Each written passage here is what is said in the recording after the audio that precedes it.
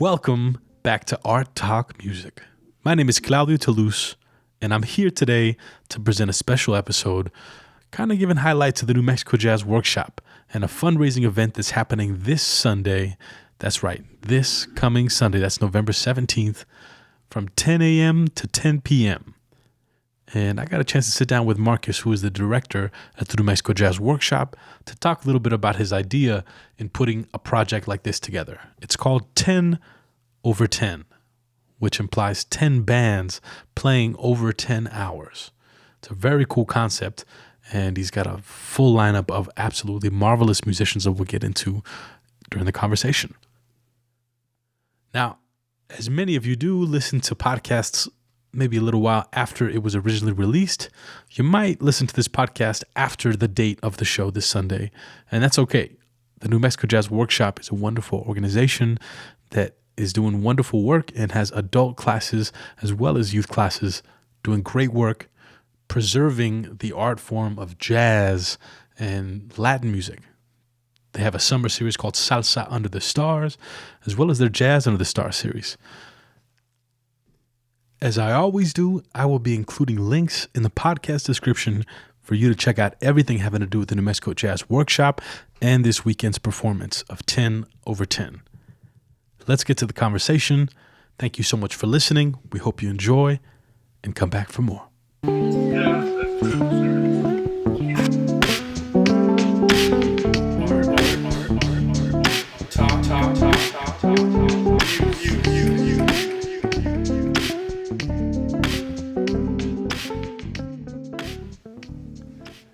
And we're live with my friend Markus here at the New Mexico Jazz Workshop. I'm very excited to talk to you about the wonderful fundraiser that you guys are putting together called 10 over 10. Right. Well, thanks for coming in, and also thank you for being part of the event. Absolutely, man. I'm honored to have a part, as well as get to do a little bit of talking with you about not just the Jazz Workshop, but this project and a little bit of what brought you to New Mexico. So, yeah, man. Tell me, well, let's start with the fundraiser. Right? 10 over 10. 10 over 10. Why would anybody ever attempt to do anything like that, right? In the history, in the 44-year history of the New Mexico Jazz Workshop, we haven't done anything like that. And we've done a lot. We average about 35 concerts a year. So you do the math. We've done a lot of programmings, a lot of festivals. The concert series, of course, the Under the Stars. But we really haven't done anything like that where we say, okay, we're going to take a whole day and just do one act after another and really make it all about the music. Yes. 45-minute sets, 2 stages in one place. So it's a new type of event for us, and we're gonna see how it goes. And it's also a new venue. So it's I think a new type of event for the city. I know that you kind of took a little bit of inspiration for the event from some events that you've been in Vienna, right? Right. And, in Europe, I think it's not such an uncommon thing, like a long night of anything. Long night of museums, long night of music. Yeah. Munich, Vienna, Paris have all these type of events. And I've seen them be such a focal point for the entire month. It typically is the event of the month in whatever city that happens. Wherever it's at.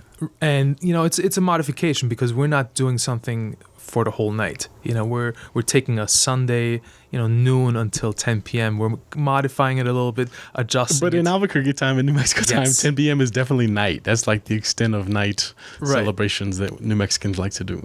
Right. Well, that's what I've been advised. People that told me, because I wanted to go to midnight.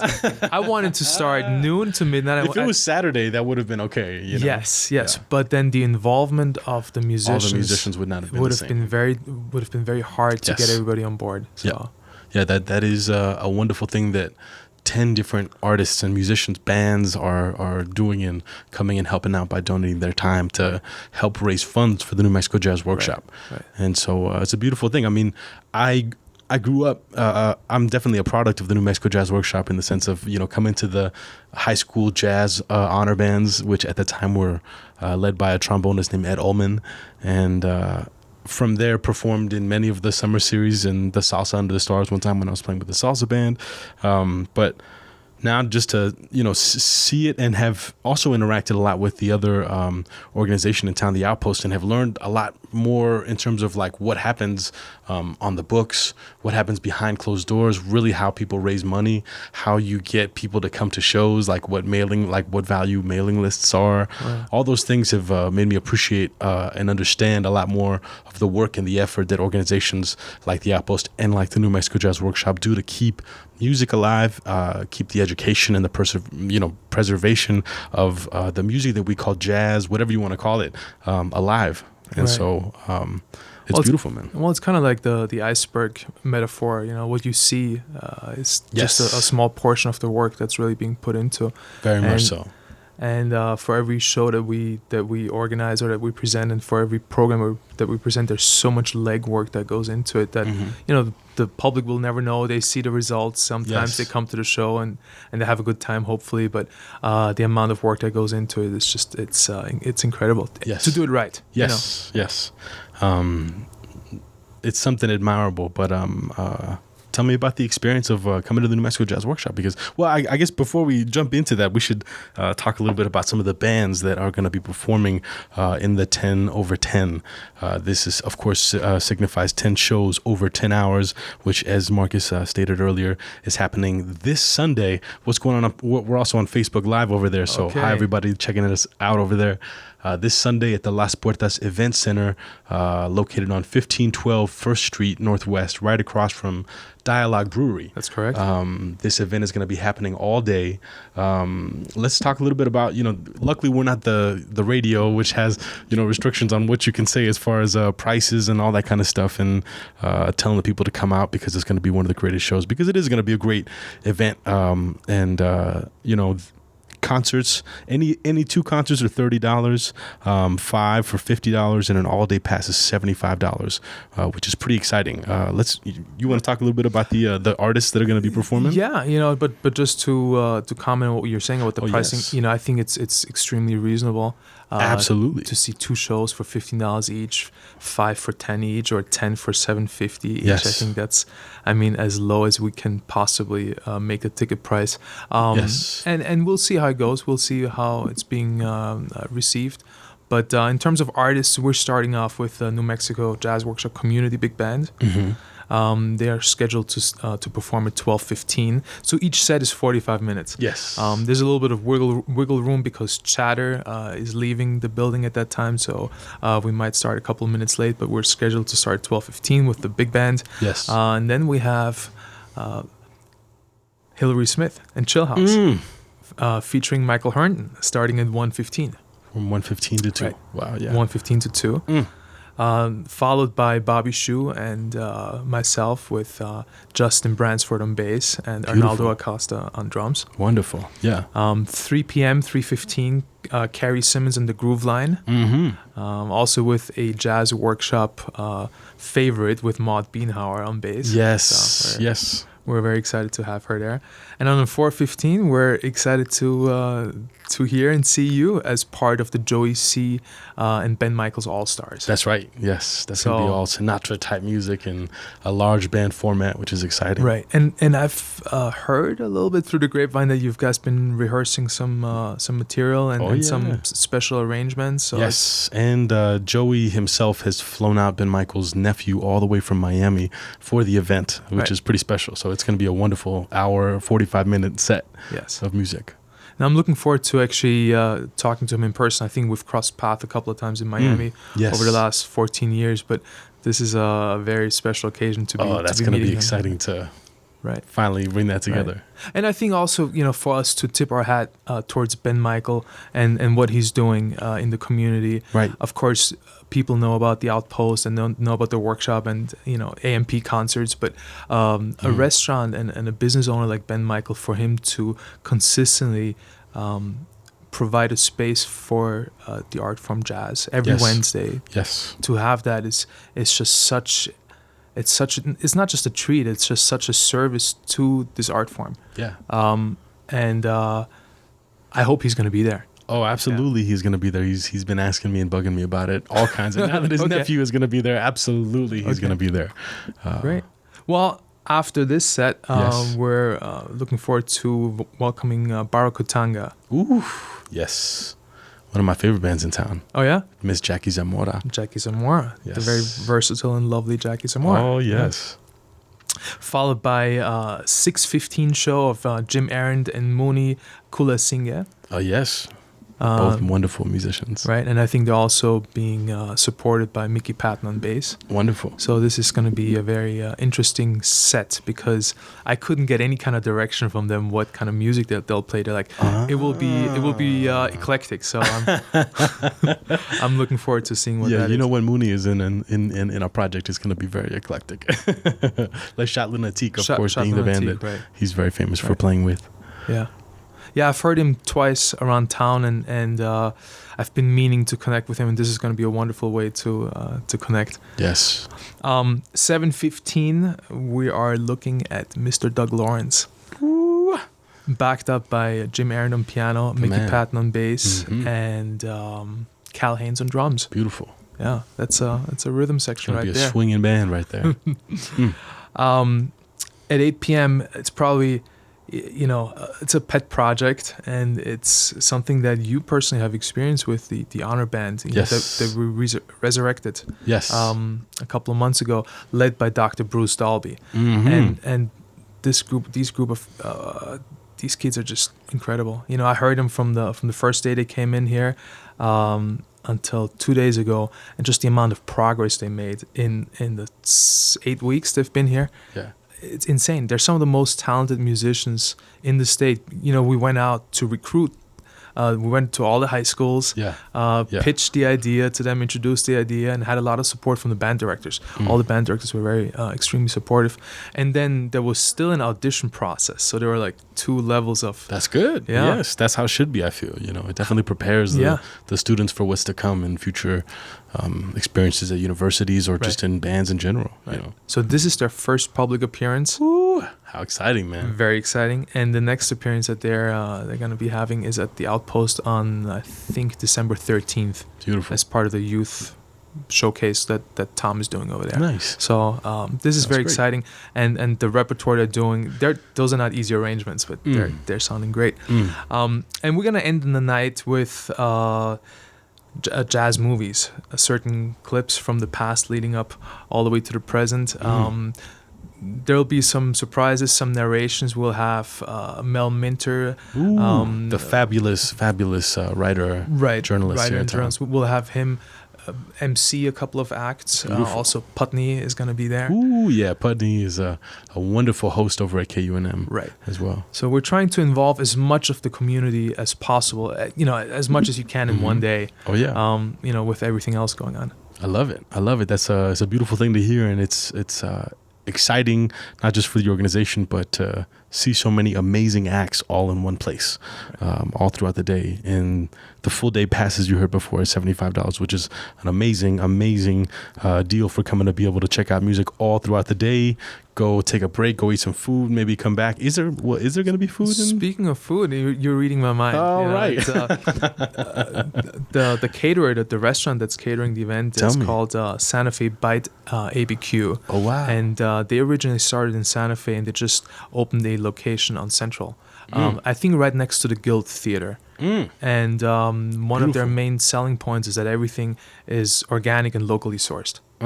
So good, wholesome food at a reasonable price. Nice. What more can you ask for, right? So you can eat there. You don't even have to leave. That's beautiful, man. Yeah, we're trying to give people enough reasons to stay the whole day. That's awesome. Or come back. Yes. Yes. I'm excited to get to hear some of those people. A lot of them are people that I've been hearing, and friends of mine over the many years that I've been active in the scene, and people that I look up to, like Doug Lawrence and like Bobby Shue and like Jackie, and a lot of these people. Jim Arend is wonderful as well. He's also, actually, I was just thinking about Jim Arend and talking about him this morning. I was having my piano moved, which is actually Steve Figueroa's old piano, which went from Steve to Hillary Smith, and she had it for a couple of years, and then Hillary was like, "Hey, Claudia, I'm leaving the house that I'm in. I'm moving into another house. Don't want this piano anymore. Do you want it?" And I was like, "Absolutely." So I went and picked piano. it up. Yeah. What kind of and piano I had is it it? for many years. It's an Everett. It's a small upright and a beautiful sounding piano. I mean, if Steve Figueroa had it, it's not going to be a bad piano, you know. But Jim Aaron recommended some people to help move it. And he's also going to come by in a couple of weeks once it settles down and tune it for me. Yeah, actually, a lot of people don't know that about him as much as people know about his artistry and about him being a fine pianist and arranger. He's also an amazing piano technician. Oh, my goodness, yeah. If anyone out there listening, if you need your piano tuned, Mr. Jim Arndt is the man to come and do it. And not only that, but if you need somebody to move your piano, he will recommend a wonderful company that helped me out and move my piano. So at a very reasonable price. So happy about that too. Yeah. So let's jump into how you got here, man, because you were living in Miami for many years before this. Right. But what brought you out to New Mexico, and more specifically, you mean the green chili is not enough of a reason to come out here and the view of the Sandias? I mean, look, I love this place, and as many jazz musicians who have told their stories of how they ended up here, it's a magical place. So it puts a spell on people and it enchants people, and eventually, instead of being the land of enchantment, it becomes the land of entrapment, I've heard that before. Yes, I've heard that said before. But I mean, you being of European descent, remind me exactly where you're from. Let's start from there. Austria. Okay. Yeah. But I've been in the States for it's going to be 23 years now. So you went to school in Europe or here in the States? Both. Went to school in Austria, then went to a naval academy in Florida, went to college in New York, finished university in Connecticut, then moved to Miami. Was in Miami for 14 years, and then just applied for this job. It was just something you found online, huh? Yeah, it was something that in terms of the description, it was everything that I was doing in Miami, and so it really fit my profile, and I applied for it. Yes. Yeah. So there's really it was a shot in the dark. Well, I mean, it was an opportunity to do what you were doing already, but in another place. In a different market, different circumstances, and I thought it would be a great challenge, which of course it is. Yes. There's no two ways around that. Yeah. But in terms of the music scene here is wonderful. The people that I've met here, musicians like yourself, it's a very different place. Very different from New York, very different than Miami, very different than Europe. Oh, yeah. And I think the key is to explore these differences and not to try to recreate an experience that you've had somewhere else. That will never lead to any type of happiness. Right. I'll never have the beach life that I had in Miami or the city life I had in Vienna or New York, anything like that. But I also cannot have New Mexico outside of New Mexico. Yes. So appreciating it for what makes this place special, I think that's the key for me to make the most of it. That's wonderful, man. Yeah. So over just about a year or so you've been here? A little bit over a year, yeah. Year and 2 months. I'm not counting the days, it's not like yeah. I'm happy that you've been playing more, because as I imagine when you first came in, it was just like drinking water from a fire hydrant or something. It was just a lot of stuff, right? I mean, you weren't playing as much when you first got here, from what I understand. Oh, in terms of my own playing. In terms of playing personally and out and about in the city and stuff, and. Well, there are two things that are a little bit of a hindrance to that. One are just the many hours here that just. It's not very conducive to playing a 8:30 to 11:30 gig in Santa Fe on a Thursday. Yeah. Right. There's that.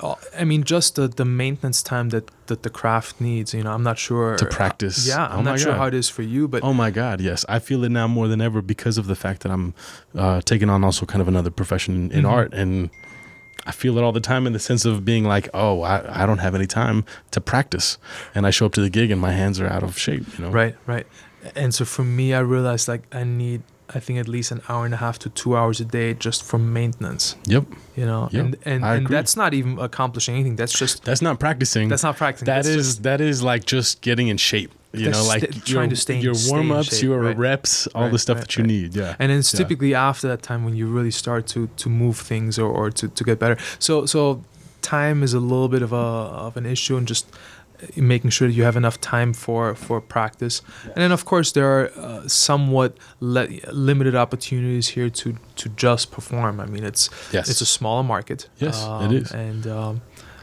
And there's a certain reality that comes with that. Yeah, and the reality of what you said initially, which is the amount of hours that this takes and takes away from you having the ability to just stay in shape, is something that I think everyone deals with at some point in their life in terms of finding either their livelihood or their passion or just what they're doing, takes time away from what they were doing, Right. Well, I think for those people like you and me that are working in the creative field, if you are actively engaged in a job that is your passion or as close to your passion as possible, but making money, making decent money, then you're very fortunate. Oh my goodness, yeah. We don't have to be accountants. We don't have to be clerks or dentists or shuffling papers in an office. Actually, I do have to shuffle a lot of papers in the office, but it's for something that I love. It's for jazz education, jazz performance. So it's same church, different pew. That's kind of like the way I see it. Yeah, that's a good saying. I like that. Yeah. So the experience of Chile must have definitely been a different palette for you to undertake, right? I mean, from the Miami flavors of South and Central American cuisine and all types of other cuisine that you see out there. How did you take to the Chile? I love spicy food. I really do. I mean, I've toured. I've had 2 tours in Asia, and I've been brought to restaurants with local musicians where the food is so spicy that they give you gloves. that was in South Korea, and wow. they give you gloves, and so you can't touch it because it's just too spicy. Yes, I want to go there. Yes, but you will eat it and spend the rest of the day paying for it, right? Paying for it in your hotel room. But I love spicy food, but the commitment here to the chili is amazing.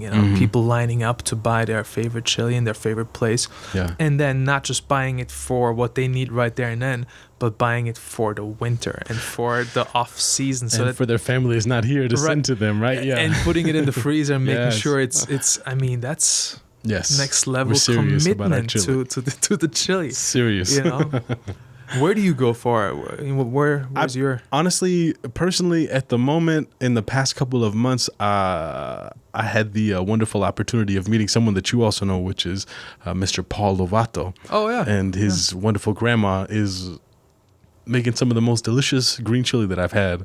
Just, I don't even know where she purchases it from, but every time I go hang with Pablo, she gives me a batch of chili, and I've got still chili in my freezer from it. But I mean, I don't know. I mean, I'll have friends that harvest some chili.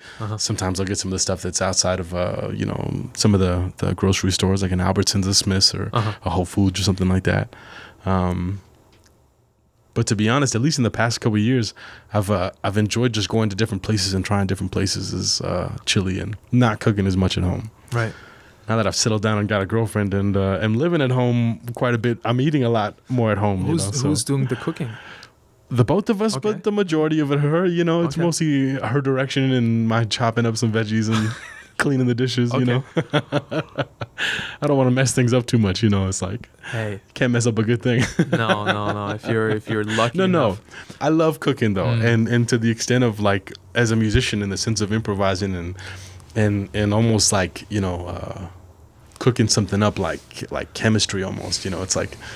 It's fun, and I definitely enjoy doing it. I just didn't do it as much with the lifestyle of traveling and doing the music thing. Right. Well, that's a whole world. Once you get into that, and you get into nutrition, and you get into that mindset of really caring about what you put in your body, and really just paying attention to what you're eating, and then just creating, these cocktails of food. I mean, it's a little bit like music, right? Yes. A little bit of that, a little bit of this. Yes. Next thing you know, it explodes. No, but I've dealt with that for many years. It's hard to cook for yourself. Very much so, especially when you're always on the run, which I'm sure you are, especially being over here. Right. It's like you're constantly working in a place where there's not a kitchen that you can cook up food so easily. Right, and also portions. I mean, you're gonna cook something and the rest goes to waste. So have it for the week or whatever. Right. So I think you're in a great position to explore everything that the nutritional side of Albuquerque or New Mexico has to offer. I'm not quite there. I'm just trying out restaurants as many as I can, like pretty much for every meal almost. Yeah. Yeah. So it's a nice thing. Yeah. Nice, but not cheap. It's not cheap. I do remember though at one point, many years ago, feeling like I know I'm gonna be successful if I can eat out on every meal. Is that the measurement of success? To some extent. Never mind happiness or marriage, peace of mind. family, kids, house, none of that. Cars, no. Rolex, no. I just want to be able to eat every meal out. And not, not at a fast food place. Right. But I mean, now, like I said, the beautiful differences of life, of having someone that you can cook a meal with. Right. I mean, that's a beautiful and romantic thing to do, and just a wonderful thing when you get into cooking meals for yourself and you feel good. Right. You cook something healthy, you feel good afterwards. I mean, that's right. That's also addicting in its own way, Right. I mean, this is becoming a cooking show, and I'm enjoying it because hey man, jazz and cooking, right? Yeah. 10 shows over 10 hours and 10 different plates for each hour of the day. 10 dishes, 10 hours. So yeah, 10 shows, 10 hours, 2 stages, 1 location. Yes, Las Puertas Event Center. Right. On 1512, is that right? 1512 First Street, across the street, like you said, from Dialogue Brewery. Yes. There should be ample parking space. Yeah, I mean, I'm excited, man. I'm excited to hear you play. Yeah, definitely, man. So, obviously today is a short little podcast because we really wanted to talk and shout out this event and tell the people on Facebook Live as well as the interweb as we go into this. So we're going to take a little pause and stop the Facebook Live video and then we'll get to see about wrapping this podcast up. Sounds good. Yeah. Thank you. And we're back. So Marcus, of course, as I was mentioning before, a lot of people are going to be listening to this podcast episode after the fact. And if they want to maybe get in touch or find out more about the New Mexico Jazz Workshop, of course, I'll be including links in the podcast description. But tell us a little bit more about how people can reach out and get in touch with you. Well, I think one of the best ways to get a hold of us is online, just to go to nmjazz.org. You'll see an overview of all of our programs, upcoming shows. We're going to work on revamping the website, but getting in touch online is going to be the best way to do, or just stopping by, Yes. during the week. Yeah. Monday through Friday, somebody should be here. I'm here mostly. So, yes. But just, that would be the best way to go about it. Also, Facebook works. So. Yes. Beautiful. Well, I'm excited, and just to say it one more time, this is, of course, for the 10 shows happening over 10 hours. This Sunday, this is a very exciting thing to be a part of. Sunday, November 17th, from noon to 10 p.m. at the Las Puertas Event Center. I'll be performing with Joey C. and the Ben Michael All-Stars. Of course, Marcus will be performing alongside the wonderful Mr. Bobby Shu. It's going to be a wonderful show. We hope to see you there. And if you're not there and you're listening to us afterwards, then we hope you check everything out that has to do with the New Mexico Jazz Workshop, some of the events they have that will be coming up in 2020, and a lot of the programs that they have to offer for both adults and for children alike. So thank you so much, Marcus. Thank you, Claudio. And I look forward to the next podcast. We've definitely got to do a part 2 where it'll just be talking about you and talking about, we'll get deep into Miami and all right. And all your experiences before then and up to now and in the future. Sounds good. Really appreciate the opportunity. Thank you. Absolutely. Thank you.